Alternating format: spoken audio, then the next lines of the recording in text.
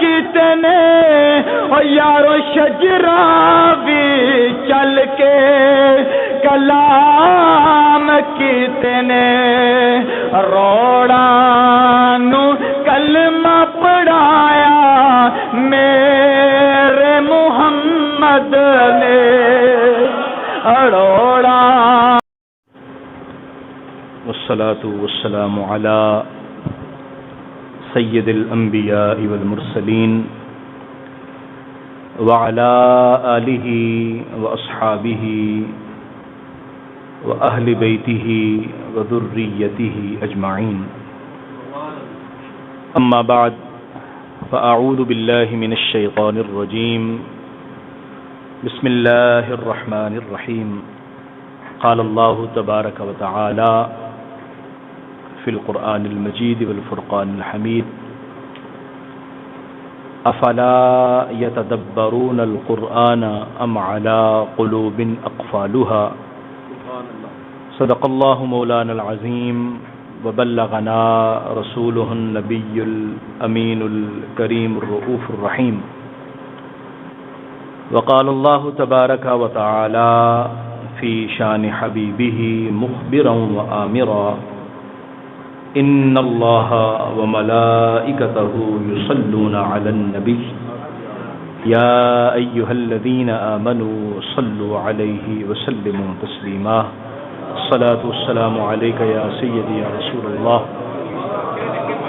وعلی آلک واصحابک یا سیدی یا حبیب اللہ. الصلاة والسلام علیک یا سیدی یا رحمة للعالمین وعلى آلك وأصحابك يا سيدي يا إمام الأنبياء والمرسلين. مولاي صل وسلم دائما أبدا على حبيبك خير الخلق كلهم. يا رب بالمصطفى بلغ مقاصدنا فاغفر لنا ما مضى يا واسع الكرم. اللهم صل وسلم وبارك على سيدنا ومولانا محمد اجود الخلق وعلى آلہ وصحبہ اجمعین. نہایت واجب الاحترام حضرت پیر طریقت مجاہد اہل سنت حضرت پیر محمد شبیر سیفی صاحب، پیر طریقت رہبر شریعت حضرت علامہ مولانا پیر فیض الرسول صاحب، حضرت علامہ قاری غلام رسول سیفی صاحب، دیگر احباب ذی وقار، علماء کرام، برادران اسلام، اللہ تعالیٰ کے فضل و کرم سے آج کی نشست میں ہمیں پھر دوبارہ مل بیٹھ کر اللہ تعالیٰ نے اپنے کلام مجید کو سمجھنے کا موقع عطا فرمایا ہے. ہم اس مالک کا شکر ادا کرتے ہیں، اس مالک کے حضور ہدیہ تشکر پیش کرتے ہیں. یا اللہ تیرا کرم ہے کہ تو نے ہمیں دوبارہ بیٹھنے کی توفیق عطا فرمائی. یا اللہ تیرا فضل ہے کہ تو نے ہمیں دوبارہ سیکھنے کی کوشش کرنے کا موقع عطا فرمایا. دعا کیجئے اللہ کریم ہمیں استقامت عطا فرمائے. استقامت جو ہوتی ہے یہ بہت بڑی نعمت ہے. ہمارے بزرگ فرماتے ہیں الاستقامت فوق الکرامت. استقامت جو ہوتی ہے یہ کرامت سے بھی کہیں بلند درجہ ہوتی ہے. ہم کرامت کو بڑی حیثیت اور اہمیت دیتے ہیں اور یہ بھی سمجھتے ہیں کہ فلاں بزرگ سے کوئی خلاف عادت واقعہ رونما ہوا، کوئی خلاف عادت کام ہوا. سبحان اللہ، وہ بزرگ بہت پہنچی ہوئی ہستی ہیں، ان کے سامنے ہم بیٹھے تھے یہ کام ہو گیا، یا ہم نے سنا تھا یہ کام ہو گیا. لیکن ہمارے بزرگ فرماتے ہیں حضرت با یزید بستامی رحمۃ اللہ علیہ فرماتے ہیں کہ استقامت سے بڑھ کر کوئی اور چیز نہیں ہے. اللہ جس کو استقامت کی نعمت عطا فرمائے وہ سمجھے کہ اللہ نے مجھ پر بہت بڑا فضل کیا. ایک مرتبہ آپ کی خانقاہ میں ایک شخص حاضر ہوا، عرض کرنے لگا کہ میں چند دن آپ کی خدمت میں رہنا چاہتا ہوں. آپ نے فرمایا بسم اللہ، رہو خانقاہ میں، یہاں درویش بیٹھے ہیں، آپ بھی یہاں رہیں. وہ ایک مہینہ وہاں رہا. ایک مہینہ گزرا، ایک مہینہ گزار کے واپس جانے لگا. آپ نے فرمایا بیلیا تو ایک مہینہ پہلے آیا، تو نے کہا یہاں رہنا ہے، رہے ہو، لیکن بتاؤ تو صحیح آئے کس لیے تھے، مقصد کیا تھا؟ عرض کرنے لگا کہ جناب میں نے سنا تھا کہ آپ اللہ کے بہت بڑے ولی ہیں، بہت زیادہ شہرت آپ کی سنی، بہت زیادہ آپ کے بارے میں تذکرہ ہوا، تو مجھے شوق ہوا کہ کیوں نہ میں جاؤں اور آپ کی خدمت میں حاضری دوں اور آپ کی بیعت کر لوں. میں ایک مہینہ یہاں پر رہا، دیکھتا رہا، لیکن میں نے کوئی آپ کی کرامت نہیں دیکھی، تو اس لیے میں نے اپنا ارادہ بدل لیا ہے. اب میں جا رہا ہوں، اب میں مرید نہیں ہو رہا. آپ نے فرمایا وہ ٹھیک ہے، تم اپنی مرضی سے آئے، مرضی سے جا رہے ہو، لیکن تم مجھے ایک بات بتاؤ، ایک مہینہ تم یہاں رہے ہو، تم نے ایک مہینے میں میرا کوئی خلاف شریعت کام دیکھا ہے؟ کبھی تم نے دیکھا ہو کہ میں نے شریعت کی خلاف ورزی کی ہے، میں نے سنت نبوی علی صاحبہ الصلاۃ والسلام کی خلاف ورزی کی ہے؟ کبھی دیکھا ہو؟ اس نے کہا نہیں حضور، میں نے آج تک نہیں دیکھا. پورا مہینہ آپ کو سنت کا اور شریعت کا پیکر پایا، اور آپ استقامت کے ساتھ دین پر قائم رہے اور دین کی تعلیمات پر عمل پیرا رہے. آپ نے فرمایا بیٹا یہ سبق میرا یاد رکھ لو، جب جا رہے ہو تو یہ سبق ذہن میں رکھ لو، کائنات میں سب سے بڑی کرامت استقامت ہوا کرتی ہے اور حضور کی سنت کی اتباع ہوا کرتی ہے. اس لیے الحمدللہ اللہ تبارک و تعالیٰ سے یہ دعا مانگا کیجئے، یا اللہ ہمیں اپنے دین کی ہدایت عطا فرما اور پھر اس پر استقامت عطا فرما. ان الذین قالوا ربنا اللہ ثم استقاموا تتنزل علیہم الملائکہ. استقامت اتنی بڑی اللہ کی نعمت ہے. فرمایا جس نے یہ کہا نا اللہ ہمارا رب ہے، ثم استقاموا، پھر اس پر استقامت اختیار کی، تو اللہ پہلا انعام ان کو کیا دیتا ہے؟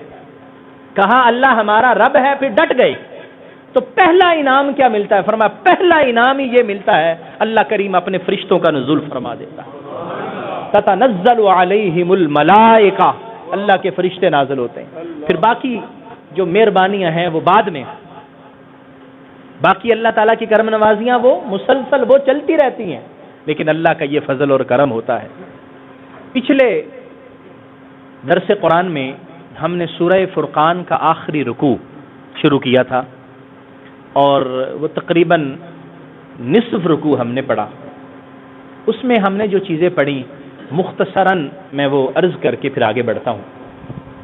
ہم نے کون سی چیزیں سیکھی تھیں، اور وہ چیزیں آپ نے اپنے ذہن میں رکھنی ہیں تاکہ ہم اسے دوبارہ ریمائنڈ کر لیں اور پھر اس کے بعد انشاءاللہ آگے سیکھنے کی کوشش کریں. ہم نے پڑھا تھا اللہ تبارک و تعالی نے اپنے بندوں کا ذکر کیا تھا. عباد الرحمن وہ کون ہیں؟ وہ خوش نصیب لوگ کون ہیں جنہیں اللہ عباد الرحمن کا ٹائٹل عطا فرماتا ہے. اللہ تعالیٰ فرماتا ہے یہ رحمان کے بندے ہیں. یہ گویا میرے بندے، میں رحمان ہوں اور میرے بندے کون ہیں؟ وہ ان کا ذکر کیا گیا. پہلا اللہ تبارک و تعالیٰ کے بندوں کا عمل، اللہ کے رحمان کے بندوں کی نشانی اور صفت وہ کیا تھی؟ یمشون علی الارض ہونا، وہ زمین پر آہستگی سے چلتے ہیں، عاجزی کے ساتھ چلتے ہیں. اور کوئی لڑائی جھگڑے والا پروگرام بنا کے آئے تو وہ دور سے ہی اس کو سلام کر دیتے ہیں اور لڑائی جھگڑے سے بچنے کی کوشش کرتے ہیں. وہ لوگ اللہ کی بارگاہ میں سجدہ ریز ہونے کی کوشش کرتے ہیں، اللہ کی بارگاہ میں جھکتے ہیں، یعنی نماز ادا کرتے ہیں. سحری کا ذکر خاص طور پر ذکر کیا گیا، رات کا ذکر کیا گیا کہ وہ راتیں اپنے رب کی عبادت میں گزارتے ہیں. تو اس کا میں نے ذکر بھی کیا کہ ہم نماز عشاء پڑھتے ہیں اور پھر فجر کی نماز پڑھتے ہیں، تو اللہ تبارک و تعالی ہم جیسے کم ہمتوں کو اپنی ساری رات کی عبادت کا بھی ثواب عطا فرما دیتا ہے، وہ یہ بھی کرم فرماتا ہے. پھر وہ لوگ جو رحمان کے بندے ہیں وہ اللہ تبارک و تعالی کے عذاب سے پناہ مانگتے ہیں، جہنم سے ڈرتے ہیں، جہنم سے خوف زدہ رہتے ہیں. خوف اور امید، رجا اور امید اور خوف، یہ دو چیزیں میں نے تفصیل سے عرض کی تھی یہ کیا ہوتی ہیں، اور یہ ہر بندے کے اندر ہونی چاہیے. صرف امید ہی نہیں اور صرف خوف ہی نہیں، دونوں چیزیں. میرے آقا نے ارشاد فرمایا تھا الایمان بین الخوف والرجاء، ایمان خوف اور امید کے درمیان، دونوں چیزیں انسان کے اندر پائی جانی چاہیے. اور وہ لوگ جب خرچ کرتے ہیں تو نہ تو کنجوسی کرتے ہیں کہ خرچ کرنے میں جہاں ضرورت ہو وہاں بھی نہیں خرچ کرنا، بخیلی سے کام لینا ہے، ایسا بھی نہیں کرتے. اور ایسا بھی نہیں ہے کہ خرچ کرنے پر آتے ہیں تو پھر سارا کچھ ہی خرچ کر دیتے ہیں، پھر فضول خرچی، ایسا بھی نہیں. درمیانے راہ پر چلتے ہیں. اور وہ لوگ اللہ کی عبادت کرتے ہیں، اللہ کے علاوہ کسی کو سجدہ جائز بھی نہیں سمجھتے اور کرتے بھی نہیں ہیں، اللہ کے علاوہ کسی اور کی عبادت بھی نہیں کرتے، اور نہ حق قتل بھی نہیں کسی کا کرتے، اور نہ ہی کوئی قتل کا ان کا کوئی خیال، کوئی پروگرام، کوئی ارادہ، اس بات کی طرف وہ جاتے بھی نہیں. اور وہ اپنے دامن کو پاک رکھتے ہیں، اپنی عزت کا بھی خیال رکھتے ہیں، لوگوں کی عزت کا بھی خیال رکھتے ہیں، بدکاری نہیں کرتے، برائی سے بچنے کی کوشش کرتے ہیں. یہاں تک ہم نے یہ سورہ فرقان کا آخری رکوع 29ویں پارے میں اللہ تبارک و تعالی نے جو ہمیں ارشاد فرمایا کہ وہ لوگ جو رحمان کے بندے بننا چاہتے ہیں، رحمان کے بندے، ان کے اندر یہ چیزیں ہونی چاہیے. ہم دیکھیں کہ ہمارے اندر ان میں سے کون کون سی چیز ہے. اگر الحمدللہ ہم اس پر عمل پیرا ہیں تو اللہ کا شکر کریں اور استقامت کے ساتھ چلتے رہیں، اور اگر کہیں کوئی کمی کوتاہی رہ گئی ہے تو اس کمی کو پورا کرنے کی کوشش کریں تاکہ ہم بھی رحمان کے بندوں میں شامل ہو سکیں. آگے چلتے ہیں. اگر کسی سے غلطی ہو گئی، کسی سے خطا ہو گئی، اس نے کوئی جرم کر لیا، اللہ تبارک و تعالیٰ کے کسی منع کردہ کام پر عمل کر لیا اور کسی حکم پر عمل نہ کر سکے، اللہ نے فرمایا یہ کرنا ہے، نہیں کیا، اللہ نے فرمایا یہ نہیں کرنا، اس نے کر لیا، تو کیا کریں؟ فرمایا پھر بھی پریشان ہونے کی ضرورت نہیں ہے، میں رحمان بھی ہوں، میں رحیم بھی ہوں، میں غفور بھی ہوں، میں غفار بھی ہوں، اور میں ستار العیوب بھی ہوں. تم میری بارگاہ میں آ جاؤ، میں تمہارے گناہوں کو معاف کر دوں. ایسی کریم بارگاہ، ایسی مہربان بارگاہ کائنات کے اندر نہ کوئی ہے نہ ہو سکتی ہے. آپ دیکھیے، ہم غلطی کرتے ہیں نا، ہم خطا کرتے ہیں. ہماری ماں ہم سے کتنا پیار کرتی ہے، وہ ہماری غلطیوں پر پردے ڈالتی، ہماری غلطی پر پردے ڈالتی ہے، ہمارے والد کو کہیں پتہ نہ چل جائے، وہ سزا نہ دے، اور پھر وہ شفقت کرتی ہے. اچھا غلطی کر لیں، اس وقت ڈانٹ بھی دیتی ہے، بعض اوقات تھوڑا بہت مار بھی لیتی ہے، لیکن اگلے ہی لمحے سینے سے بھی لگا لیتی ہے، پیار بھی کرتی ہے، محبت بھی کرتی ہے. ماں شفقت بھی کرتی ہے. کتنی محبت ہے اللہ تعالیٰ نے ماں کے دل میں رکھی ہوئی. فرمایا اللہ کریم ماں کی محبت سے 70 گنا زیادہ تم سے محبت فرماتا ہے، 70 گنا زیادہ اللہ کریم محبت فرماتا ہے. لیکن چاہیے کیا؟ چاہیے انسان کی توجہ، انسان کی ندامت، انسان کی شرمندگی. اللہ کی بارگاہ میں شرمندگی کے 2 آنسو اللہ تبارک و تعالیٰ کو اتنے پسند ہیں، اتنے پسند ہیں. فرمایا جو تنہائی میں اللہ کو یاد کرتے ہوئے اپنے گناہوں پر شرمندگی کا اظہار کرتے ہوئے اللہ کی بارگاہ میں 2 آنسو بہا دے، اللہ کریم آنسو گرنے سے پہلے اس کے گناہوں کو معاف فرما دیتا ہے. فرمایا ایک شہید ہے نا، شہید، اس کے خون کا قطرہ زمین پر بعد میں گرتا ہے، اللہ تبارک و تعالیٰ اس کے گناہوں کو پہلے معاف کر دیتا ہے. اور انسان جب احساس ندامت کے ساتھ، شرمندگی کے ساتھ اللہ کی بارگاہ میں حاضر ہوتا ہے. کوئی نہیں دیکھ رہا اس کو، کوئی بندہ موجود نہیں ہے، صرف وہ ہے اور اس کو احساس ہے کہ میں ہوں اور میرا مالک ہے. اور شرمندگی کے ساتھ مالک یہ غلطی ہو گئی، یہ خطا ہو گئی، یہ میں گناہ کر بیٹھا ہوں. تو فرمایا کہ تم نے گناہ کر لیا، تم توبہ کر لو. وہ جو عباد الرحمن والی فہرست ہے نا، میں اس سے تمہیں نکالوں گا نہیں، بلکہ اس میں تمہیں بھی شامل کر لوں گا. لیکن کرنا کیا ہے؟ الا من تاب وآمن وعمل صالحا. توبہ کر لے، ایمان کو مضبوط بنا لے اور پھر نیک عمل کرتا رہے، پھر دوبارہ وہ گناہ نہ کرے. توبہ جو ہوتی ہے نا، یہ اللہ تبارک و تعالیٰ کو اتنی پسند ہے، اتنی پسند ہے، فرمایا کہ اللہ کریم اپنے بندے کی توبہ سے اتنا زیادہ خوش ہوتا ہے، اتنا زیادہ خوش ہوتا ہے. مثال میرے آقا کریم صلی اللہ علیہ وسلم نے ایک مثال کے ذریعے ہمیں سمجھایا اللہ کتنا خوش ہوتا ہے. فرمایا اتنا خوش ہوتا ہے جیسے تم خیال کرو کہ تمہارا اونٹ ایک صحرا میں تمہارے ساتھ موجود ہے. اس اونٹ پر تمہارا سارا ساز و سامان موجود ہے، تمہارے کھانے کی چیزیں، پینے کی چیزیں، سب چیزیں موجود ہیں. اور صحرا کے اندر وہ اونٹ کھسک جاتا ہے، گم ہو جاتا ہے. اب تم اس لق و دق صحرا میں بے یار و مددگار موجود ہو، کوئی بھی نہیں ہے، نہ کوئی پانی، نہ کوئی کھانا، نہ کوئی سایہ، کچھ بھی نہیں ہے. اور تم اونٹ کو ڈھونڈ رہے ہو، اونٹ مل نہیں رہا. اب تم مایوس ہو چکے ہو، اپنی زندگی سے مایوس ہو گئے. اتنے مایوس ہوئے کہ وہاں تھک ہار کے لیٹ گئے. کہا اب تو موت ہی ہے جو مجھے اس تکلیف سے چھٹکارا دے گی، اب تو میں نے مرنا ہی ہے اور کچھ بھی نہیں ہے. وہ لیٹ جاتا ہے، آنکھ لگ جاتی ہے، بھوک، پیاس، شدت، کمزوری. تھوڑی دیر بعد آنکھ کھلتی ہے تو کیا دیکھتا ہے کہ اس کا اونٹ وہاں اس کے سرہانے کھڑا ہے، اس کے اوپر خوراک بھی موجود ہے، پانی بھی موجود ہے، سب کچھ موجود ہے. بڑا خوش ہوتا ہے اور خوش ہو کے اللہ کو کہتا ہے یا اللہ تیرا شکر ہے، تو میرا بندہ اور میں تیرا رب. حالانکہ اس نے کہنا کیا تھا؟ یا اللہ تو میرا رب اور میں تیرا بندہ. لیکن خوشی کی انتہا دیکھیے، انسان جب انتہا درجے کی خوشی میں ہوتا ہے نا تو اس کو سمجھ نہیں آ رہی وہ کرنا کیا چاہتا ہے، وہ کہہ کیا رہا ہے. وہ خوشی کی انتہا کے اندر جا کے وہ اللہ کو کہتا ہے یا اللہ تو میرا بندہ اور میں تیرا رب. اتنی خوشی ہوتی ہے.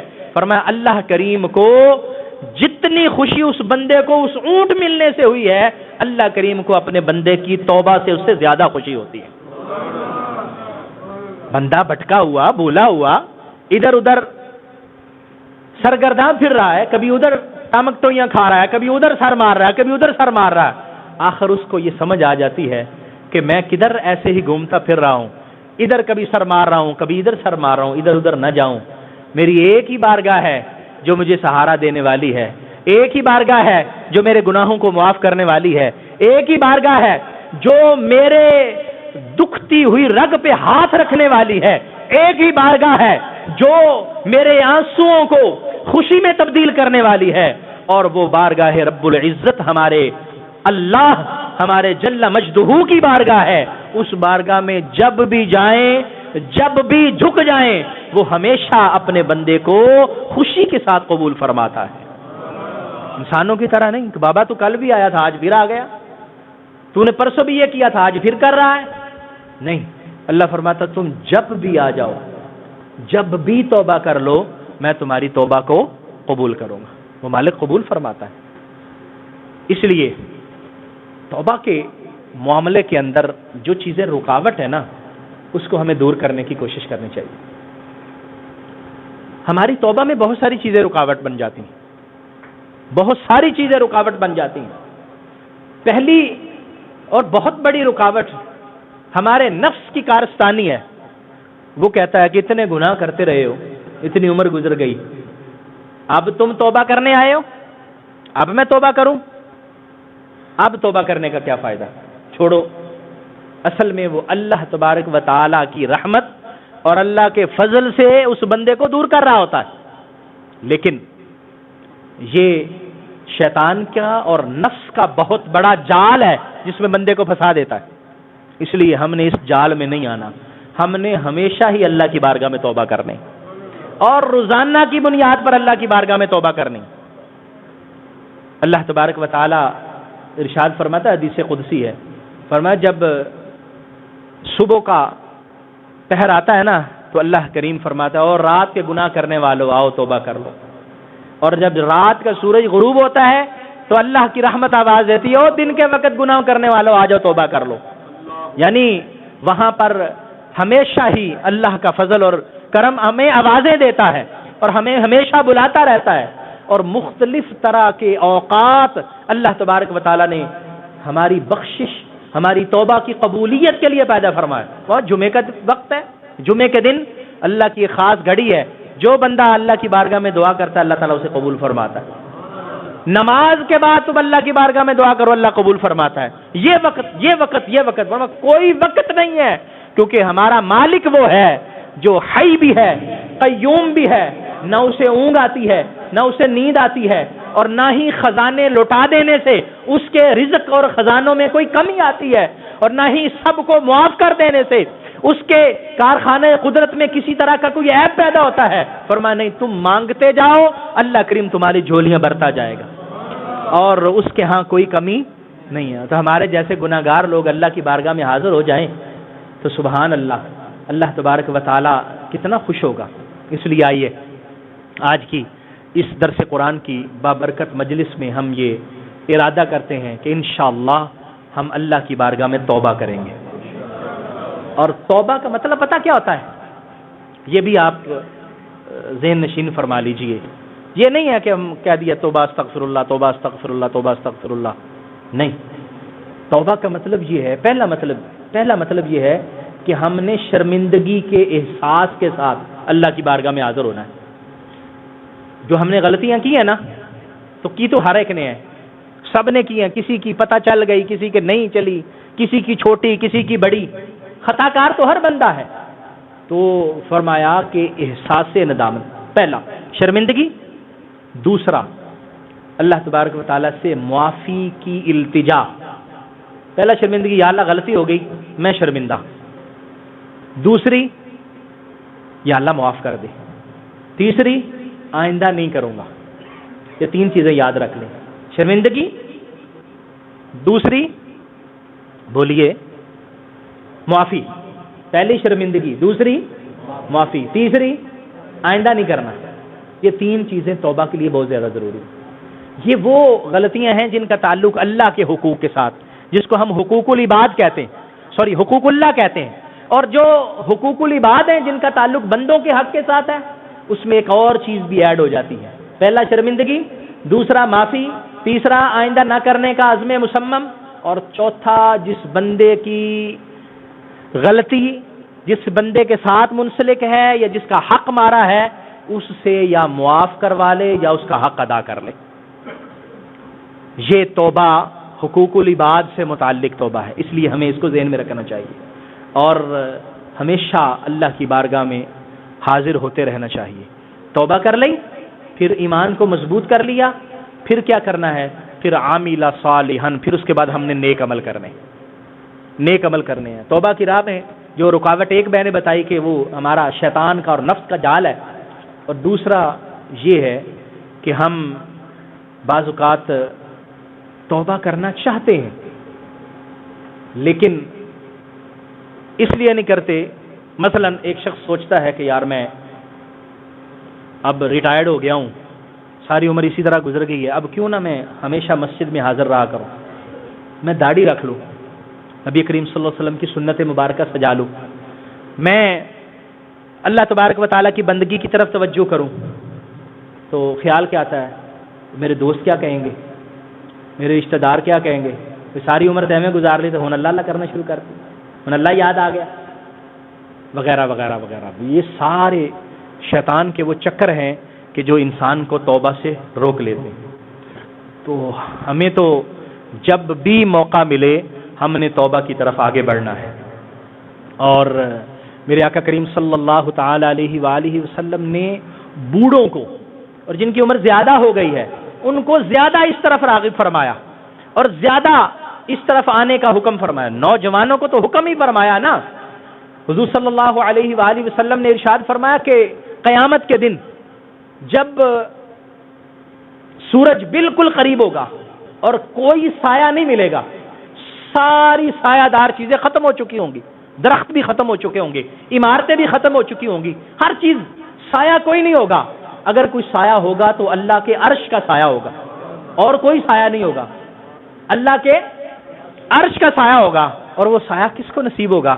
فرمایا ایک تو وہ نوجوان جس کی جوانی اللہ کے ذکر کے اندر گزری ہے، جس کا دل مسجد کے ساتھ جڑا ہوا ہے، زور نماز پڑھ لی، اب عصر پڑھنی، عصر پڑھ لی، اب مغرب پڑھنی، مغرب پڑھ لی، اب عشاء پڑھنی، اللہ کی بارگاہ میں حاضر ہونا ہے. فرمایا قیامت کے دن سایہ نہیں ملے گا لیکن اللہ اس کو اپنے عرش کا سایہ عطا فرمائے گا. اور ایک وہ شخص فرمایا جو تنہائی میں بیٹھا ہوا ہو اور اللہ یاد آ جائے اور اللہ کی یاد میں اس کی آنکھوں سے آنسو جاری ہو جائیں، کل قیامت کے دن کسی کو سایہ نہیں ملے گا، اللہ کریم اس کو عرش کا سایہ عطا فرمائے گا. تو پھر آئیے ہم ان لوگوں میں کیوں نہ ہو جائیں کہ جو سائے کی تلاش میں ایسے بھاگتے پھرے نا، بلکہ ان کو اللہ فرمائے او بندے کدھر بھاگ رہا، آ جا میرے عرش کے سائے کے نیچے آ جا. اللہ کریم ہم سب کا حشر ان لوگوں کے ساتھ فرمائے جنہیں اللہ اپنے عرش کا سایہ عطا فرمائے گا. اس کے لیے ہمیں ان چیزوں کو اپنانے کی ضرورت ہے. توبہ اور توبہ پر کاربند رہنا، عمل صالح. اور قرآن مجید فرقان حمید نے ایمان مضبوط اور عمل صالح، توبہ پھر مضبوطی ایمان اور پھر عمل صالح، یہ اتنے اللہ تبارک و تعالیٰ کے بڑے انعامات ہیں نا کہ اس پر پھر آگے ساری کی ساری دنیا کی زندگی اور آخرت کی زندگی اللہ تبارک و تعالیٰ نے اسی پر انعام دینے کا وعدہ فرمایا ہے. دنیا کی زندگی کیسے گزرے گی؟ دیکھیے میں کہتا ہوں بھائی جان آپ مجھے بھول جاتے ہیں، آپ مجھ سے محبت ہی نہیں کرتے، فلاں کو کہتا ہوں آپ مجھ سے محبت نہیں کرتے، آپ مجھے کوئی ہم وقت ہی نہیں دیتے، آپ کو میں یاد ہی نہیں رہتا وغیرہ وغیرہ وغیرہ. تو فرمایا کہ یہ شکوے نہ کرو، لوگوں سے یہ شکوے نہ کرو کہ وہ مجھے بھول گئے. لوگ اپنے رب کو بھول گئے ہیں تو لوگوں کو بھول جائیں تو یہ کون سی بڑی بات ہے.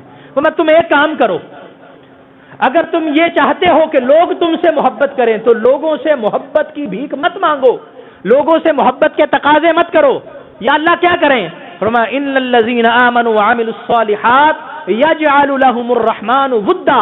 تم ایمان کو مضبوطی سے پکڑ لو اور صحیح معنوں میں نیک عمل کرو، اللہ کے بندے بن جاؤ، اللہ کریم لوگوں کے دلوں میں تمہاری محبت پیدا فرما دے گا.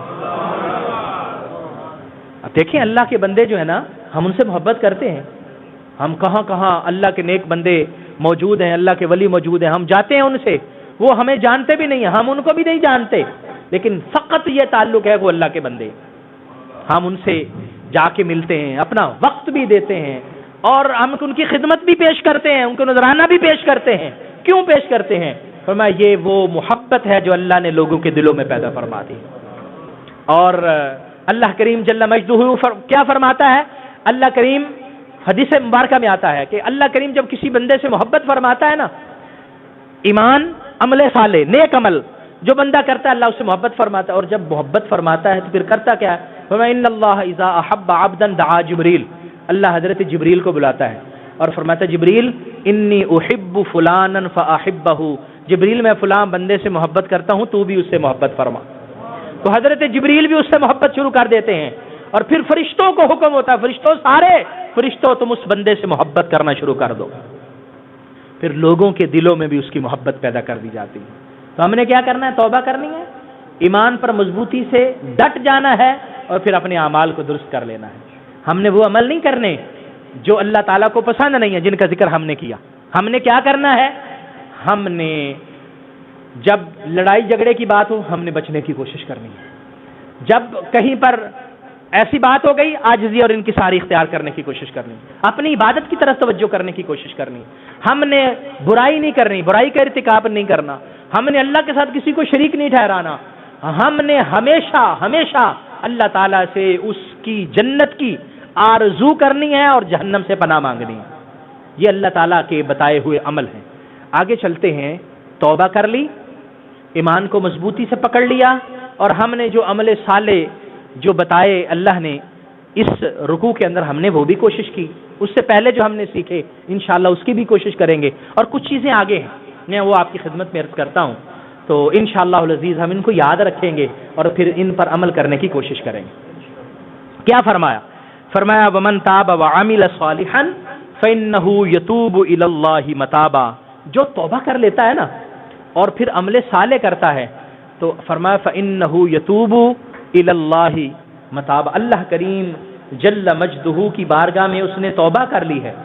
اس کی توبہ اصل میں توبہ ہے، اس کی بندے کی توبہ نہیں ہے کہ کہہ دیا یا اللہ توبہ، یا اللہ استغفار، یا اللہ معافی، یا اللہ، اور پھر بعد میں پھر ویسے کر لیا، یا سچے دل سے اس نے معافی نہیں مانگی۔ اچھا یہ بھی اس مالک کی کرم نوازی ہے، ہم نے سچے دل سے معافی مانگ لی لیکن پھر بعد میں دوبارہ اگر اس غلطی کا ارتکاب کر بیٹھے، وہ مالک پھر فرماتا ہے کہ تم نے توبہ کر لی ہے، میں پھر تمہاری غلطی کو معاف کر دوں گا۔ بار بار ہم غلطی کرتے ہیں، وہ معاف کرتا ہے، ہم اس کی بارگاہ کے اندر حاضر ہوتے ہیں، وہ کرم فرماتا ہے۔ فرمایا کہ وہ اللہ تعالیٰ کی رحمت سے محروم نہیں رہتا۔ والذین لا یشہدون الزور، اور جو عباد الرحمن ہے نا، اللہ کے بندے، رحمان کے بندے، وہ جھوٹی گواہی نہیں دیتے، جھوٹی گواہی نہیں دیتے۔ رحمان کے بندے، ایک اس کا مطلب یہ ہے کہ وہ جھوٹی گواہی نہیں دیتے، ایک اس کا مطلب ہے کہ وہ جھوٹ کے اندر نہ عملی طور پر مبتلا ہوتے ہیں نہ قولی طور پر مبتلا ہوتے ہیں، ان کا عمل بھی جھوٹا نہیں ہے، یعنی عمل ایسا نہیں ہے کہ دکھا تو کچھ اور رہے ہیں اور اصل میں اندر کوئی اور بات چل رہی ہے، نہیں، ایسا نہیں ہے۔ اور دوسرا یہ ہے کہ قول جو ان کی بات زبان سے آ رہی ہے وہ وہی ہے جو دل کے اندر ہے۔ جھوٹی گواہی میرے آقا کریم صلی اللہ علیہ وآلہ وسلم نے بہت اس کو ناپسند فرمایا، بہت ناپسند فرمایا۔ اس لیے گواہی جب دینی پڑے تو وہاں ضرور گواہی دیں اور سچی گواہی دیں، یہ نہ پرواہ کریں کہ جس کے بارے میں میں گواہی دے رہا ہوں یہ میرا دوست ہے، یہ میرا رشتہ دار ہے، نہیں، جو انصاف ہے اس پر عمل کیا جائے۔ لا یجرمنکم شنآن قوم علی الا تعدلوا اعدلوا هو اقرب للتقوی، فرمایا کسی قوم کی دشمنی تمہیں اس بات کی طرف نہ لے جائے کہ تم انصاف کا دامن چھوڑ دو، نہیں نہیں نہیں نہیں، انصاف کرو۔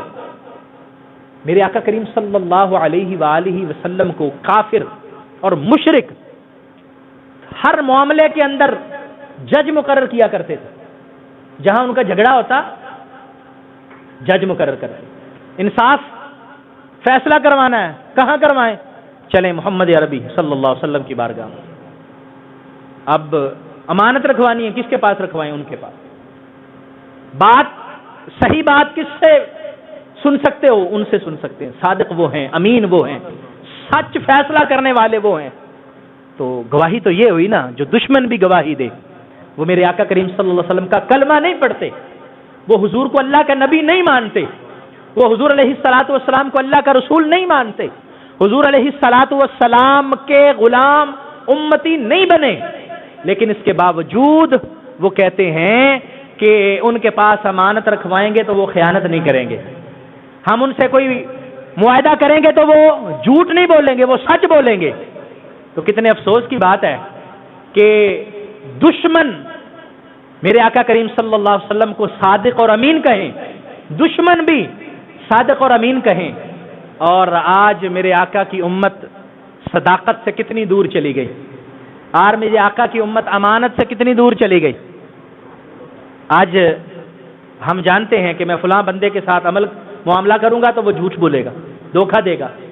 ہم دکان پہ سودا لینے کے لیے جاتے ہیں، آپ بھی جانتے ہیں، میں بھی جانتا ہوں کہ یہ بندہ جھوٹ بول رہا ہے، یہ بندہ اتنی کی چیز کو اتنی کی بتا کے دے رہا ہے، وغیرہ وغیرہ۔ ہم اس نبی کے امتی ہیں جس نبی کو اللہ کریم نے وہ شان اور وہ مقام عطا فرمائے کہ اعلان نبوت سے پہلے بھی، اعلان نبوت سے قبل بھی دشمن میرے آقا کو صادق اور امین کہہ کر بلاتے تھے۔ تو صداقت اور امانت یہ میرے آقا کے سارے اوصاف ہیں، میرے آقا کے، اور حضور علیہ الصلوۃ والسلام کا ایک ایک وصف اور حضور کی ایک ایک عادت اللہ تبارک و تعالی نے کمال کی بنائی ہے۔ لیکن امانت اور صداقت یہ وہ بنیادی وصف ہیں، وہ شائننگ وصف ہیں جو زمانہ جاہلیت میں دشمن بھی تسلیم کرتے تھے۔ ہمیں بھی چاہیے کہ ہم جتنے بھی کمزور کیوں نہ ہوں، کتنے بھی بے عمل کیوں نہ ہوں، تو امانت کو نہ چھوڑیں، کہیں بھی صداقت کو نہ چھوڑیں، سچ بولیں ہمیشہ، ہمیشہ زبان کے ساتھ جھوٹ کبھی بھی نہ آنے دیں اور جھوٹی گواہی کبھی نہ دیں، سچی گواہی۔ فرمایا عباد الرحمن کون ہے؟ لا یشہدون الزور، وہ جھوٹی گواہی نہیں دیتے۔ وَإِذَا مَرُّوا بِاللَّغْوِ مَرُّوا كِرَامًا، یہ بہت اہم بات ہے، بہت اہم بات۔ مَرُّوا بِاللَّغْوِ مَرُّوا كِرَامًا،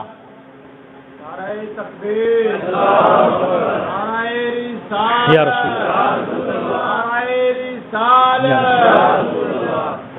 مروا باللغو مروا کراما۔ عباد الرحمن، رحمان کے بندے وہ خوش نصیب لوگ ہیں کہ جب کسی لغو اور بیہودہ بات کے پاس سے گزرتے ہیں تو اپنا دامن بچا کے گزر جاتے ہیں۔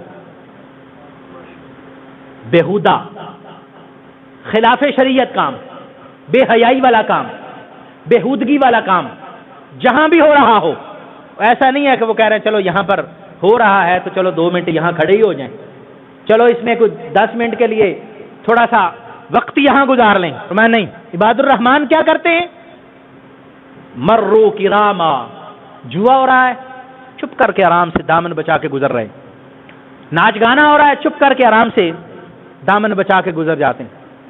کوئی فضولیات، کوئی واہیات، کوئی بیہودگی والا کام، لغو کام کیا جا رہا ہے، وہ ایسے اللہ کے بندے ہیں کہ وہ وہاں سے دامن بچا کے گزر جاتے ہیں اور اس میں اپنا وقت ضائع نہیں کرتے، بیہودگی کی جگہ پر اپنا وقت ضائع نہیں کرتے، آرام سے وہاں گزر جاتے ہیں اور اپنا دامن بچا کے وہاں سے گزر جاتے ہیں۔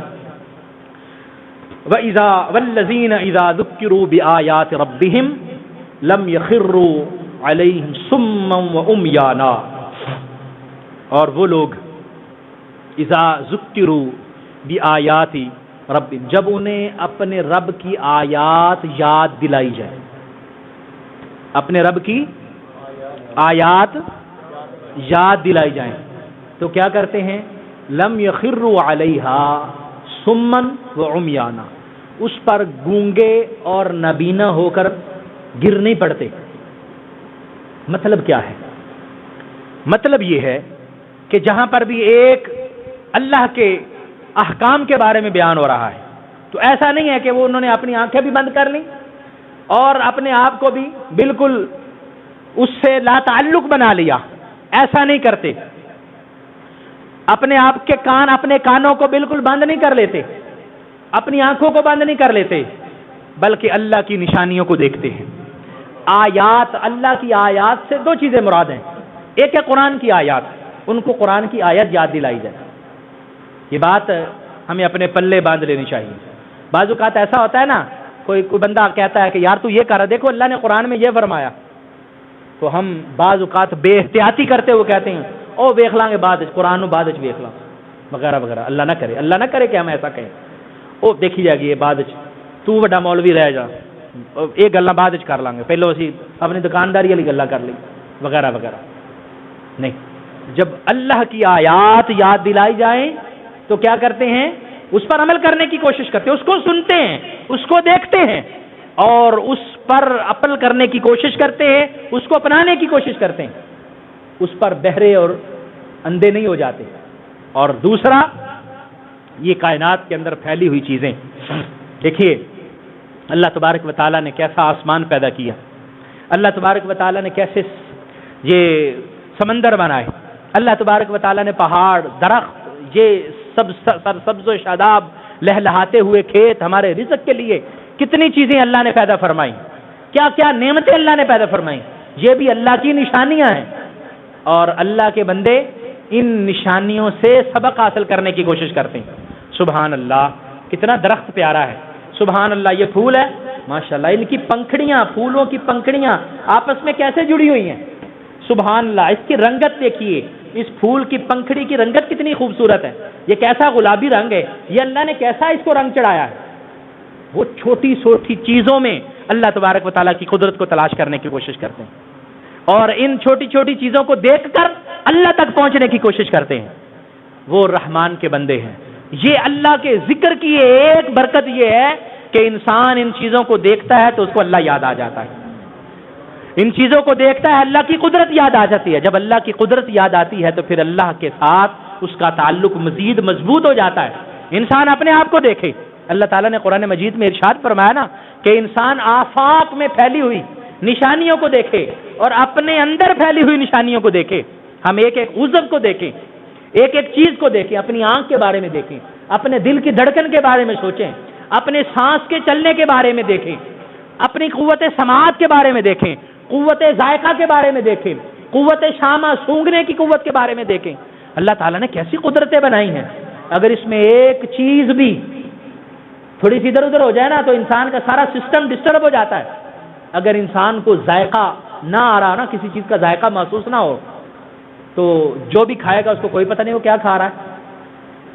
انسان کی اسمیل ختم ہو جائے، اس کو کسی چیز کی نہ بو آ رہی ہے نہ خوشبو آ رہی ہے، وہ بڑا بوجھل ہو جاتا ہے۔ اور قوت سماعت، قوت بصارت، یہ کتنی ایک ایک نعمت کو آپ دیکھیے تو ایک ایک نعمت کا کوئی بدل نہیں ہے۔ نعم البدل تو دور کی بات ہے، کائنات میں اس کا بدل بھی موجود نہیں ہے۔ اللہ کی اتنی نعمتیں ہیں۔ تو رحمان کے بندے کیا ہیں، جب ان نعمتوں کو دیکھتے ہیں تو ان کو اللہ کی یاد آ جاتی ہے۔ اب ماشاءاللہ آپ پڑھنے پڑھانے والے لوگ ہیں، سائنس پڑھتے ہیں، آپ بایولوجی پڑھتے ہیں، اس میں دیکھتے ہیں کہ انسان کے جسم کا کیا کیا حصہ کس طرح کام کر رہا ہے، انسان کے گردے کیسے کام کر رہے ہیں، دماغ کیسے، انسان کا نروس سسٹم کیسے کام کر رہا ہے۔ انسان ایک ایک چیز کو جب دیکھتا ہے تو حیران ہو جاتا ہے کہ یار یہ کیسا سسٹم ہے کہ ادھر ہلکی سی چیز لگی، اس نے فوراً دماغ کو پیغام دیا، دماغ نے اس پر فوراً رد عمل کیا تو انسان کو فوراً اس کو ہاتھ بھی کھینچ لیا اور زبان سے سو کی آواز بھی نکل گئی۔ اتنا تیز سسٹم یہ کس نے بنایا ہے؟ یہ اس خالق و مالک نے بنایا ہے۔ اس خالق و مالک نے بنایا ہے تو وہ خالق و مالک ہمیں پکار رہا ہے، بندے میرے قریب آ جا، میرے قریب آ جا۔ اور جب انسان اللہ کے قریب ہوتا ہے نا تو پھر یہ ساری کائنات کی نعمتیں پھر اس کی غلام بن جاتی ہیں، پھر اس کی خادم بن جاتی ہیں۔ حضور داتا صاحب رحمت اللہ علیہ نے کشف المحجوب میں بہت سارے ایسے واقعہ لکھے۔ ایک واقعہ آپ نے ذکر کیا، فرمایا کہ ایک دفعہ ایک اللہ کا بندہ کسی بزرگ سے ملنے کے لیے گیا، تو جنگل میں جب گیا تو کیا دیکھا کہ جنگل میں بکریاں چر رہی ہیں اور وہ بزرگ نماز میں مصروف ہیں اور بکریوں کی رکھوالی بھیڑیا کر رہا ہے۔ بکریوں کی رکھوالی کون کر رہا ہے؟ بھیڑیا۔ اور بھیڑیا کا کام کیا ہے؟ کھا جانا، چیر پھاڑ کر جانا، اور وہ رکھوالی کر رہا ہے۔ وہ حیران ہوئے، بیٹھ گئے، اچھا یہ بابا جی نماز پڑھ لیں، پھر ان سے پوچھتا ہوں کہ یہ کیا، کون سا دم کون سا کیا، یہ کون سا وظیفہ پڑا ہے کہ آپ کی بکریوں کو بیڑیا، ہم آج کل دم تویز ڈھونڈتے ہیں نا، ایسا دم مل جائے نا، ایسا وظیفہ مل جائے، بس ساری چیزیں کھڑیاں ہو جائیں۔ دم کون سا ہے، وظیفہ کون سا کہ یہ بیڑیا بکریوں کی حفاظت کر رہا ہے۔ تو جب انہوں نے سلام پھیرا، السلام علیکم، وعلیکم السلام، بیٹا کدھر آئے ہو؟ میں آپ کی زیارت کے لیے آیا ہوں۔ اچھا، بیٹھ گئے، باتیں ہوئیں۔ حضور یہ تو بتائیے، یہ تو ارشاد فرمائیے کہ یہ کیا معاملہ کیا ہے کہ بھیڑیا تو بکریاں کھا جاتا ہے اور یہ بھیڑیا آپ کی بکریوں کی حفاظت کر رہا ہے، مجھے اصل بات بتائیں، اصل بات کیا ہے؟ آپ نے فرمایا بیٹا اصل بات سننا چاہتے ہو تو اصل بات یہ ہے کہ میں نے جب سے اپنے اللہ سے تعلق جوڑ لیا ہے، اللہ نے اپنی مخلوق کو میرا خادم بنا دیا۔ سادی سی بات ہے، کتنی سادی سی، کتنی مختصر سی بات ہے، کتنی سادی سی بات ہے، لیکن اس پر عمل کرنا مشکل ہے۔ فرمایا جب سے میں نے اللہ سے تعلق جوڑا، اللہ تعالیٰ نے اپنی مخلوق کو میرا خادم اور غلام بنا لیا۔ ایک چٹان کے ساتھ بیٹھے ہوئے تھے، پیالہ وہاں پڑا ہوا تھا، انہوں نے چٹان کے نیچے پیالہ کیا، جیسے یہ لگا ہوا ہے وہ پانی والا، اس کو کیا کہتے ہیں جی، تو ہم وہ نیچے کرتے ہیں نا، یہ تو یہاں پر تو وہ دبانا پڑتا ہے، بعض ایسے ہوتے ہیں جو سینسر لگا ہوتا ہے، وہ ویسے پانی آپ نیچے کریں خود بخود پانی آنا شروع ہو جائے۔ انہوں نے پیالہ وہ چٹان کے نیچے کیا، ادھر سے دودھ کی دھار نکلنا شروع ہو گئی، پیالہ بھرا، انہوں کا بیٹا لے پی لے۔ پھر پیالہ کیا، دوسرے میں شہد کی دھار بننا شروع ہوگی، فرمایا یہ لے بیٹا جو تیرا دل کرتا ہے کھا پی۔ حضور یہ کیا ہے؟ فرمایا یہ وہی بات ہے، نبی کریم صلی اللہ علیہ وسلم کی سنت کی اتباع میں اللہ تعالیٰ نے یہ ساری نعمتیں پوشیدہ فرما دی۔ نعرہ تکبیر، نعرہ رسالت، نعرہ رسالت، نعرہ تحقیق، جشن عید میلاد النبی، جشن عید میلاد النبی، آمد مصطفیٰ، آمد مصطفیٰ، چہرہ والضحیٰ، چہرہ والضحیٰ۔ اس لیے جو آیہ مقدسہ ابھی میں نے آپ کی خدمت میں پیش کی کہ جب اللہ کی آیات کو یاد دلایا جائے تو وہ توجہ کرتے ہیں، سنتے ہیں اور پھر اس کو اپنے ذہن میں جگہ دیتے ہیں۔ جب ہم اللہ کی آیات کو سنیں گے، اپنے ذہن میں جگہ دیں گے اور عملی طور پر نبی کریم صلی اللہ علیہ وسلم کے غلام بننے کی کوشش کریں گے تو یقین کیجئے یہ ساری چیزیں اللہ تبارک و تعالی ہمارے لیے آسان فرما دے گا، ساری چیزیں ہمارے لیے آسان فرما دے گا۔ آپ دیکھیے کہ ہم اس مالک صبح سے لے کر شام تک رزق کے پیچھے بھاگتے بھی ہیں، کوشش بھی کرنی چاہیے، کوئی عرض نہیں، رزق حلال کے لیے کوشش کرنا اللہ کی عبادت ہے، کوئی مسئلہ نہیں، لیکن رزق کی تلاش میں سارا دن اتنی زیادہ مصروفیت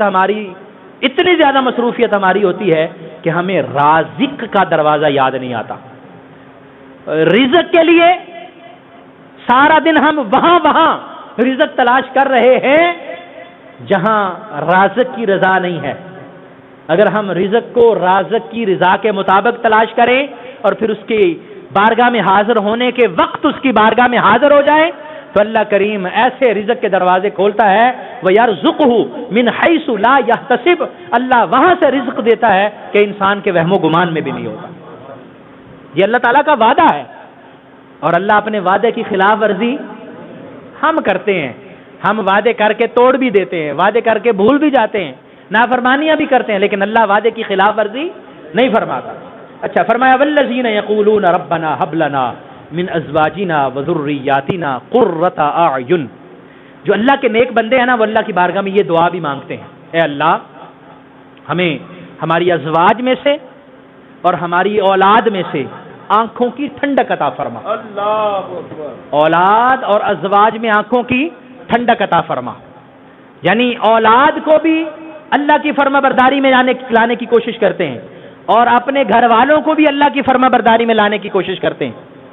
نبی کریم صلی اللہ علیہ وآلہ وسلم کو جب حکم ہوا نا کہ اب آپ نے اعلان نبوت فرمانا ہے اور دین کی تبلیغ کرنی ہے تو سب سے پہلے کیا حکم ہوا تھا؟ وَأَنذِرْ عَشِيرَتَكَ الْأَقْرَبِينَ، اپنے قریبی رشتہ داروں کو۔ اور میرے آقا کریم صلی اللہ علیہ وسلم نے سب سے پہلی جو تبلیغ فرمائی تھی وہ حضرت سیدہ خدیجہ الکبریٰ رضی اللہ تعالی عنہا کو فرمائی تھی، اور پھر گھر سے سلسلہ شروع ہوا، پھر آگے چلتا رہا۔ تو گھر والوں کا بھی خیال کرنا ہے، اپنے بچوں کا بھی خیال کرنا ہے، اور یہ ایسا صدقہ جاریہ ہے کہ اللہ کریم جل مجدہ ہماری آنکھیں بند کر دے گا، ہماری روح قبض ہو جائے گی، ہم قبر میں چلے جائیں گے اور اللہ کریم قبر میں بھی ہمیں ڈھیروں اجر اور ثواب عطا فرمائے گا۔ ایک انسان قبر میں جاتا ہے، اس کو عذاب ہو رہا ہوتا ہے، قبر میں اللہ کی ناراضگی کا سامنا کرنا پڑتا ہے، لیکن قبر میں اچانک اس کو اتنا اجر اور اتنا ثواب نصیب ہوتا ہے، وہ حیران ہو جاتا ہے، پوچھتا ہے یا اللہ یہ جو اتنا اجر ملا ہے، یہ جو اتنا ثواب مجھے مل رہا ہے، یہ کس چیز کا مل رہا ہے؟ اللہ کریم ارشاد فرماتا ہے تیرا بیٹا تیرے پیچھے تیرے لیے استغفار کر رہا ہے، اللہ کریم اس کا اجر اور ثواب عطا فرما رہا ہے۔ اور حضرت موسیٰ علیہ السلام کی وہ معروف روایت جس میں حضرت موسیٰ ایک قبرستان سے گزرتے ہیں اور قبر والوں کو عذاب ہو رہا ہوتا ہے، قبر والوں کو عذاب ہو رہا ہے، اور حضرت موسیٰ علیہ السلام گزر کے جب واپس آتے ہیں تو دیکھا اس قبر والے کی قبر میں اب رحمتیں اور نعمتیں ہیں اور اس کو قبر میں راحت اور سکون مل رہا ہے۔ پوچھا یا اللہ سمجھ نہیں آئی، جب میں جہاں سے گزر کے جا رہا تھا اس وقت تو اس قبر والے کو عذاب ہو رہا تھا، اور اب جب میں واپس آ رہا ہوں تو اب یہ سکون میں ہے، عذاب اٹھ چکا ہے، مالک اس کی وجہ کیا ہے؟ اللہ کریم ارشاد فرماتا ہے موسیٰ وجہ یہ ہے کہ جب تم گئے تھے تو یہ اپنے اعمال کی وجہ سے عذاب میں تھا، اپنے اعمال کی وجہ سے سزا کاٹ رہا تھا، اور جب تم واپس آئے ہو تو اب پیچھے ایک اس کا چھوٹا سا بچہ تھا، اب وہ بولنے لگا ہے، اور اب بول کر وہ مجھے کہتا ہے بسم اللہ الرحمن الرحیم، اس اللہ کے نام سے ابتدا جو رحمان بھی ہے رحیم بھی ہے۔ اس کا بچہ مجھے رحمان کہے، مجھے رحیم کہے، اور میں اس کو قبر میں عذاب دے رہا ہوں، مجھے میری رحمت کو حیا آتی ہے کہ میرا فضل اور میرا کرم کیا اتنا چھوٹا ہے کہ اس کا بچہ مجھے رحمان اور رحیم کہہ رہا ہے اور میں اس کو عذاب دے رہا ہوں۔ اس لیے میں نے اس کے بیٹے نے ابھی بسم اللہ پڑھی ہے، بسم اللہ الرحمن الرحیم پڑھی ہے، اور میں نے اس سے قبر کے عذاب کو دور کر دیا ہے۔ تو اس لیے خود بھی فرمایا ربنا ہب لنا من ازواجنا وذریاتنا قرۃ اعین، آنکھوں کی ٹھنڈک، بیویوں سے آنکھوں کی ٹھنڈک کیسے ملے گی، اولاد سے آنکھوں کی ٹھنڈک کیسے ملے گی؟ ایک تو یہ ہے کہ وہ آپ کے فرما بردار ہوں گے، ایک تو یہ ہے کہ وہ آپ کی بات ماننے والے ہوں گے، اور دوسری بات یہ ہے کہ وہ اللہ کی عبادت کرنے والے ہوں گے۔ اس لیے ایک سادی سی بات بتا دوں، آپ اپنے بیوی بچوں کو اپنی اتباع میں لانے کی کوشش کرنے کی بجائے اگر ان کو اللہ کی اتباع میں دینے کی کوشش کریں تو وہ آپ کے فرما بردار بھی ہوں گے اور اللہ کے فرما بردار بھی بن جائیں گے۔ ہم شکوہ کرتے ہیں نا، میرا بیٹا میری بات نہیں مانتا، میری اولاد میری بات نہیں مانتی، میری بیوی میری بات نہیں مانتی۔ آپ اللہ کی بات ماننا شروع کر دیں اور ان سے اللہ کی بات منوانا شروع کر دیں، وہ آپ کی بات بھی مانیں گے اور آپ کی فرما برداری بھی کریں گے۔ اس نسخے پر عمل کر کے دیکھ لیجئے، بیٹے کو کھڑا کر دے، بیٹا نماز میرے ساتھ پڑھا کر، آپ دیکھیے گا ایک ہفتہ وہ اللہ کی بارگاہ میں حاضر ہوگا تو اس کی زبان میں آپ کے لیے کیسے ادب کے الفاظ نکلتے ہیں، یہ کبھی تجربہ کر کے دیکھ لیجئے گا۔ آپ اپنی بیوی کو اللہ کی بارگاہ میں حاضر ہونے کی تلقین کریں کہ وہ گھر کے اندر دیگر کام کاج کے ساتھ ساتھ مصلی بھی بچھایا کرے، وہ قرآن کی تلاوت بھی کیا کرے، وہ اللہ کی بارگاہ میں حاضری کو یقینی بھی بنائے۔ جب وہ یہ سارے کام کرے گی یقین کیجئے کہ وہ آپ کی فرما بردار بھی ہوگی، آپ کی اولاد بھی آپ کی فرما بردار ہوگی، اور جب اللہ کے فرما بردار ہوں گے تو انشاءاللہ دنیا بھی اچھی ہو جائے گی اور آخرت بھی اچھی ہو جائے گی۔ اس لیے فرمایا کہ یہ بھی دعا مانگیں، اللہ کریم فضل اور کرم فرمائے گا، اور اللہ کریم یہ انعام عطا فرماتا ہے کہ جو ایمان والے، جو رحمان کے بندے ان صفات کو اپنا لیتے ہیں نا، فرمایا اولئک یجزون الغرفۃ بما صبروا۔ اب یہ چیزیں ساری صبر والی ہیں، ہم نے جو چیزیں پڑھی ہیں نا، کسی نے آپ کو برا بلا کہا تو دل تو کرتا ہے کہ اس کو ایسی جگہ پہنچاؤں کہ یہ دوبارہ زبان نہ کھول سکے، دل تو کرتا ہے کہ اس کو کبھی بولنے کا موقع نہ ملے، لیکن جھک جانا سبق یہ ہے۔ دل کرتا ہے کہ میں ساری رات سویا رہا ہوں، لیکن حوصلے کے ساتھ اٹھ کے اللہ کی بارگاہ میں حاضری دینا۔ اسی طرح باقی کام جو بھی ہیں، گناہ کی طرف انسان کا دل کرتا ہے اور نیکی سے دور ہونے کی کوشش ہوتی ہے کہ یہ شیطان کے اثرات کا یہ نتیجہ ہے کہ ہم نیکی کی طرف کم راغب ہوتے ہیں اور گناہ کی طرف زیادہ راغب ہوتے ہیں۔ تو یہی تو ہماری جنگ ہے شیطان سے، ہم نے نیکی کی طرف اپنے آپ کو کھینچ کے لے کے جانا بھی ہو تو لے کے جانا ہے۔ بعض دوست کہتے ہیں یار میں نماز پڑھنے میں دل نہیں کرتا، نہ بھی کرے تو ہم نے اللہ کی بارگاہ میں حاضر ہونا ہے۔ یا اللہ دیکھ شیطان نے مجھے کتنے چکر دیے، میرے نماز میں وسوسے آتے ہیں، نماز میں خیالات آتے ہیں، نماز پڑھنے کے لیے آنے کو دل نہیں کرتا، لیکن یا اللہ میں پھر بھی دھکے کے ساتھ بھی اپنے آپ کو تیری بارگاہ میں لے آیا ہوں، اب میں لے آیا ہوں، آگے کرم تیرا کرنا تیرا کام ہے۔ اور پھر وہ مالک کرم کرتا۔ فرمایا یہ سارے کام صبر والے ہیں، یہ کر لو، اللہ کریم فضل فرمائے گا۔ اولئک یجزون الغرفۃ، اللہ قیامت والے دن تمہیں بالا خانے عطا فرمائے گا، محلات عطا فرمائے گا، کیونکہ تم نے حوصلے کے ساتھ اس دنیا کے اندر اللہ تبارک و تعالیٰ کی رضا کے مطابق زندگی بسر کرنے کی کوشش کی ہے۔ وَيُلَقَّوْنَ فِيهَا تَحِيَّةٌ وَسَلَامًا، اور پھر استقبال ہوگا جنت کے اندر، جنت میں جائیں گے اور وہاں فرشتے آپ کو سلوٹ کر رہے ہوں گے، فرشتے آپ کو سلام کر رہے ہوں گے۔ وہ نوری مخلوق، وہ اللہ تبارک و تعالیٰ کی برگزیدہ مخلوق جو گناہ سے مبرہ منزہ ہے، وہ خطا کرتے ہی نہیں ہیں، وہ اللہ کی اتباع کرتے ہیں، اللہ کی پیروی کرتے ہیں، ہمیشہ اللہ کی فرما برداری کرتے ہیں، اور وہ نور سے بنے ہوئے ہیں، نور سے بنے ہوئے۔ اللہ تعالیٰ نے کرم کتنا فرمایا، جب بابا آدم کو ہمارے والد ہمارے بابا کو جب پیدا کیا نا، اس وقت بھی فرشتوں کو کہا کہ فرشتوں چلو میرے اس شاہکار کو سجدہ کرو، سجدہ کروایا گیا۔ اور جب ہم اللہ کی فرما برداری کر کے جب جنت میں داخل ہوں گے تو اللہ فرشتوں کی ڈیوٹیاں لگائے گا، فرشتوں چلو اب وہی آدم جس کو تم نے سجدہ کیا تھا اب اس کی اولاد آ رہی ہے، اب اس کو سلام کرنا ہے، اب اس کو سلوٹ کرنا ہے، اب ان کا استقبال کرنا ہے۔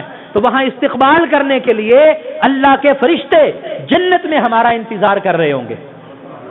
کتنی بڑی خوش نصیبی ہے، کتنی بڑی سعادت کی بات ہے۔ آج دنیا کے اندر ہمارا دل کرتا ہے کہ ہمارا کوئی استقبال کرے، ہمارا دل کرتا ہے کہ ہمیں کوئی پروٹوکول دے، ہمارا دل کرتا ہے ہمیں کوئی واہ واہ کہنے والا ہو، ہمیں کوئی سلام کرنے والا ہو۔ لیکن اگر ہم اللہ کی فرما برداری کریں گے تو پھر بندے نہیں، بندے تو بندے رہے، پھر اللہ فرشتوں سے ہمیں سلوٹ کروائے گا، پھر اللہ فرشتوں سے ہمیں سلام کروائے گا۔ خالدین فیہا، یہ اس سے اگلی نعمت، یعنی جو اس پر عمل کرے گا، پہلی نعمت کیا ملے گی؟ اللہ جنت میں محل عطا فرمائے گا۔ دوسری نعمت کیا ملے گی؟ جنت میں جائیں گے تو فرشتے سلام کریں گے، اور صرف ایک مرتبہ نہیں، وہاں سلوٹ کا سلسلہ جاری رہے گا۔ جیسے گزر ہوگا جو سلوٹ، جیسے گزر ہوگا سلام، جیسے گزر ہوگا تحیۃ و سلاما، دعائیں خیر ہو رہی ہے، سلامتی کی دعائیں فرشتے آپ کے لیے کر رہے ہیں۔ اور فرمایا پھر اس سے بڑی نعمت کیا ہے؟ اس سے بڑی نعمت یہ ہے کہ اللہ وہ جو نعمت عطا فرمائے گا وہ عارضی نہیں ہوگی، اللہ وہ ہمیشہ ہمیشہ کے لیے عطا فرما دے گا۔ یہاں کی نعمتیں عارضی ہیں نا ہمارے پاس، ایک دن ہے، 2 دن ہے، سال ہے، 2 سال، 10 سال، 20 سال، ختم، ہماری سانسیں ختم، سسٹم ختم۔ اب وہ جو ہمارا ہے، جس پر ہمیں بڑا ناز ہے، یہ چیز بھی میری، یہ گاڑی بھی میری، یہ مکان بھی میرا، یہ دکان بھی میری، یہ فلاں بھی میری، یہ پراپرٹی بھی میری، بس آنکھیں بند ہونے کی دیر ہے، سانس ٹوٹنے کی دیر ہے، سانسوں کی مالا بکھرنے کی دیر ہے، سسٹم گیا، پھر وہ آپ کی نہیں رہی، پھر وہ میری نہیں رہی، وہ کسی اور کی ہو گئی۔ میرا کیا ہے؟ آپ کا کیا ہے؟ میرا اور آپ کا یہ وہ اخلاق ہیں، یہ وہ کردار ہیں جن کو ہم اپنا لیں گے، اور اس کے بدلے میں اللہ کریم جنت میں جو عطا فرمائے گا وہ میرا بھی ہوگا، وہ آپ کا بھی ہوگا، اور پھر اس کو کوئی چھیننے والا نہیں ہوگا، اس کا پھر کوئی اور وارث نہیں ہوگا۔ فرمایا کہ اللہ کریم جنت الفردوس ان کو عطا فرمائے گا، اور وہ جنت الفردوس میں پھر ہمیشہ ہمیشہ کے لیے رہیں گے، خالدین فیہا، پھر ہمیشہ ہمیشہ کے لیے رہیں گے۔ اب دیکھیے، اب ہماری عقل مندی اور ہمارے شعور کو اب ہمیں خود پرکھنا ہے کہ جو چیزیں عارضی ہیں، جو سانس بند ہونے کے بعد ہماری نہیں رہیں گی، ان کے لیے ہماری توجہ کتنی ہے، ان کے لیے ہماری کوشش کتنی ہے، ان کے لیے ہماری محنت کتنی ہے، اور وہ جو چیزیں ہمیں ہمیشہ کے لیے ملنی ہیں اور جس نے ختم نہیں ہونا اور جو کوئی چھین بھی نہیں سکے گا اور جو ہماری وراثت سے کوئی نکال بھی نہیں سکے گا، اس کے ہمارے لیے توجہ کتنی ہے، ہماری اس کے لیے محنت کتنی ہے، ہماری اس کے لیے وقت کی تقسیم کیا صورتحال ہے، ہم وقت ادھر کتنا دے رہے ہیں اور اس کے لیے کتنا دے رہے ہیں۔ اب یہ ہمیں خود سے طے کرنا ہے کہ عارضی طور پر رہنے والی دنیا کو کتنا وقت دینا ہے، اور اس عارضی دنیا میں رہتے ہوئے آخرت بنانے کے لیے ہم نے کتنا وقت دینا ہے۔ فرمایا حسنت مستقرا و مقاما، وہ جو ٹھکانہ ہے، وہ مقام جو ہے وہ بڑا خوبصورت مقام ہے، وہ جو ٹھکانہ ہے وہ بہت بہترین ٹھکانہ ہے، اس ٹھکانے کو حاصل کرنے کی کوشش کیجئے۔ اور اس ٹھکانے کو ہم حاصل کیسے کر سکتے ہیں؟ ہم اپنے اخلاق، ہم اپنے کردار، ہم اپنے معاملات کو بہتر کر کے کر سکتے ہیں۔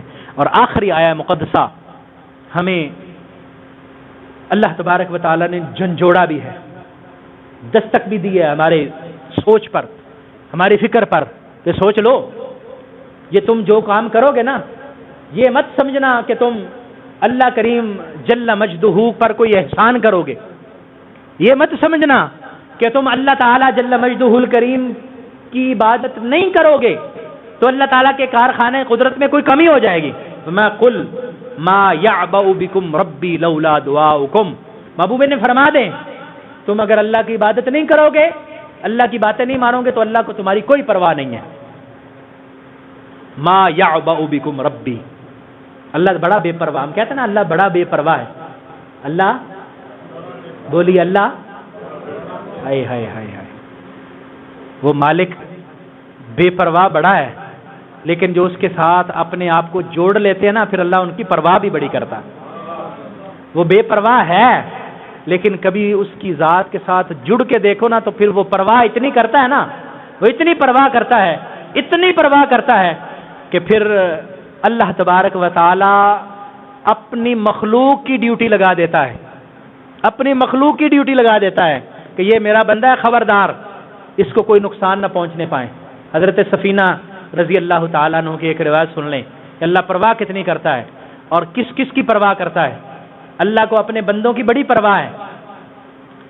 جو اللہ سے بے پرواہ ہوتا ہے نا، پھر اللہ تعالیٰ ابھی اپنی نظر کرم دور فرما لیتا ہے، لیکن ہمیں جڑے رہنا چاہیے۔ حضرت سفینہ رضی اللہ تعالیٰ عنہ میرے آقا کے صحابی ہیں، نام کیا ہے؟ حضرت سفینہ۔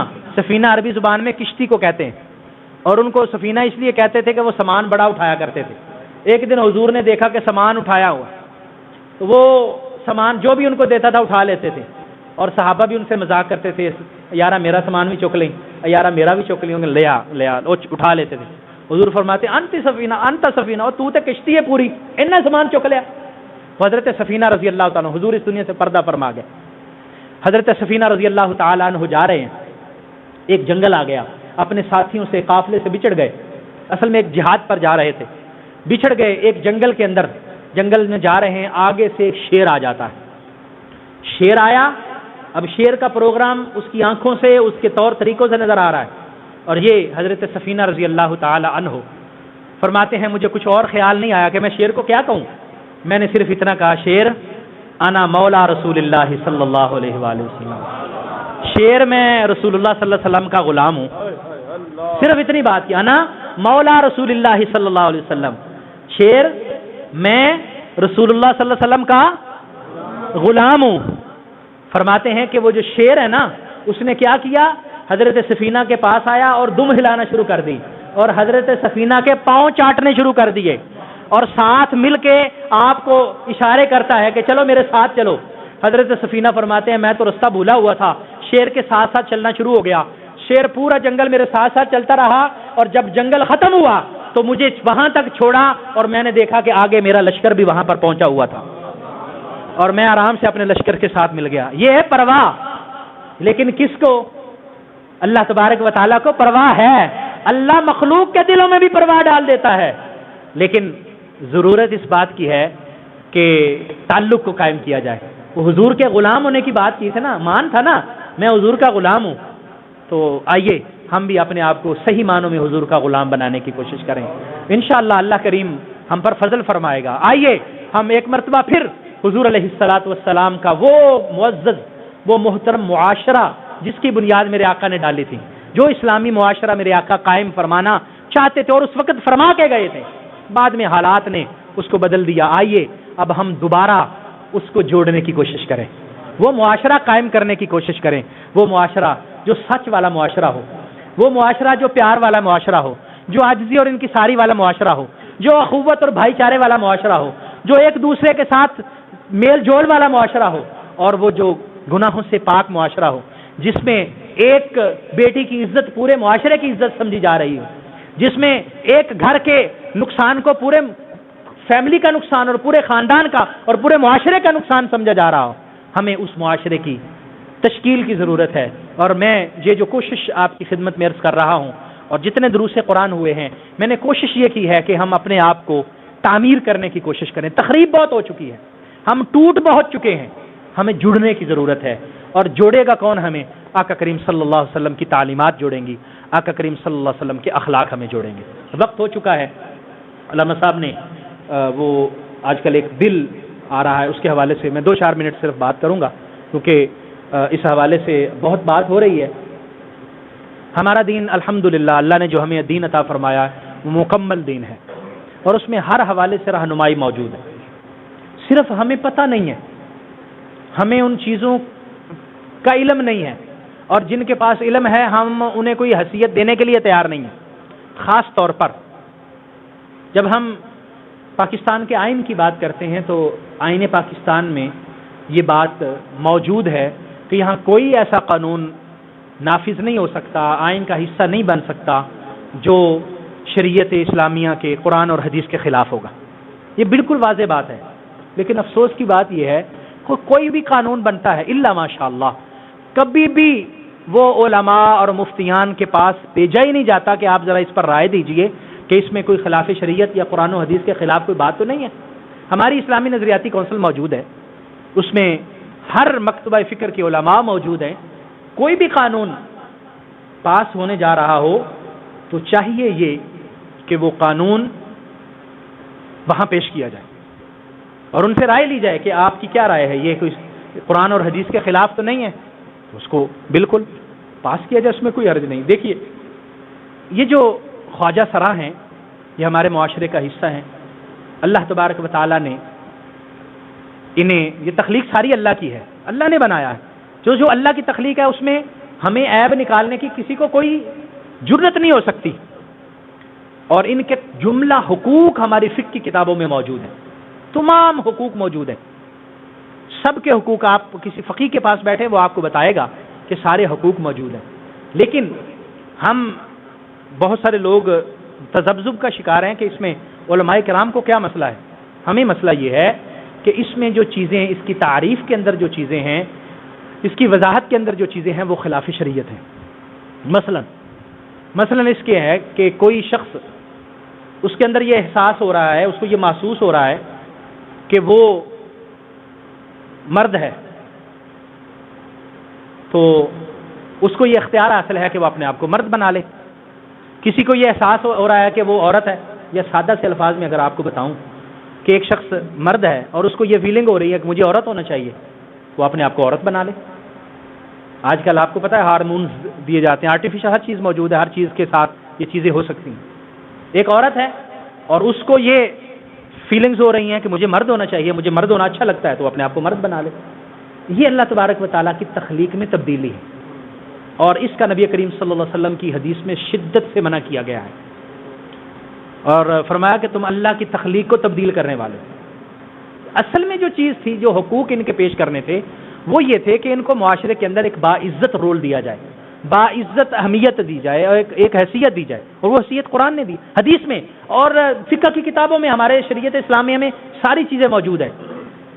گورنمنٹ کا کام یہ بنتا تھا کہ یہ جو اس طرح کے لوگ ہیں، آپ جانتے ہیں کہ بہت سارے مرد جان بوجھ کر یہ میک اپ وغیرہ کر کے اپنے آپ کو خواجہ سرا ظاہر کرتے ہیں، اور بہت ساری چیزیں ایسی موجود ہیں. تو اس کو دور کرنے کی ضرورت تھی، لیکن بل کو غلط بنا کے پیش کیا گیا، تاکہ ایک بات تو یہ ہے کہ جو مرد ہے اپنے آپ کو عورت بنا لے اور عورت اپنے آپ کو مرد بنا لے. اور دوسرا یہ ہے کہ جس طرح یورپ کے اندر ہم جنس پرستی کا سلسلہ ہے کہ مرد سے تعلق قائم کرتا ہے، عورت سے تعلق قائم کرتی ہے، یہاں بھی وہ سلسلہ شروع کیا جائے. اور اس قانون کے اندر ایسی شکیں موجود ہیں کہ جو آگے لوگوں کو اس بات کی اجازت دے رہی ہیں.